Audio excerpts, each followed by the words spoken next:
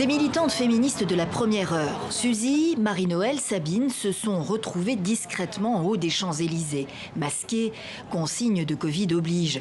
Objectif, rejouer l'acte fondateur du mouvement de libération des femmes il y a 50 ans.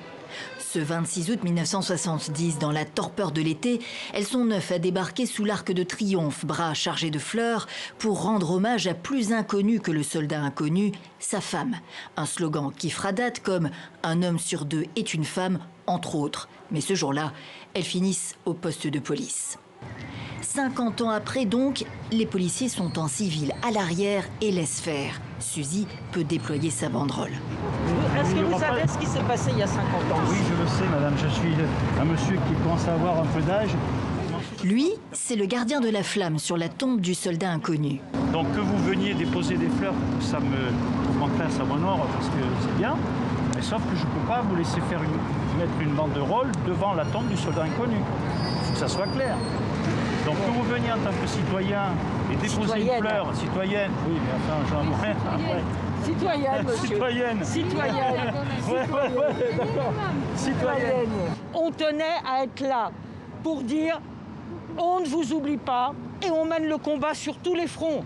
Vous voyez, comme monsieur Macron, j'emploie un vocabulaire guerrier.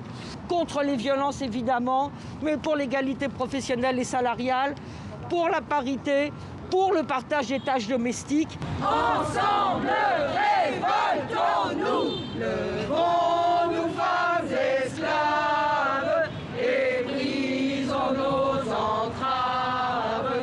Debout, debout, debout. Une élue parisienne est arrivée, c'est la seule qui s'est déplacée. On vit dans un monde qui est encore complètement, mais absolument dominé par les hommes. Et si on compare un peu les situations maintenant à celles d'il y a 50 ans, moi je crois que les femmes ont pu se battre pour accéder à certaines positions, mais moi j'interroge les hommes. Est-ce qu'eux, ils ont vraiment changé leur comportement? Est-ce qu'ils ont vraiment changé leur mentalité, leurs imaginaires?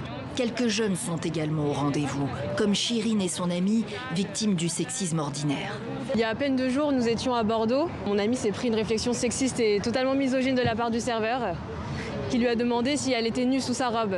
On a tapé un scandale, on a décidé de taper un scandale. Ne rien laisser passer et le faire savoir, 50 ans après, le message féministe est intégré.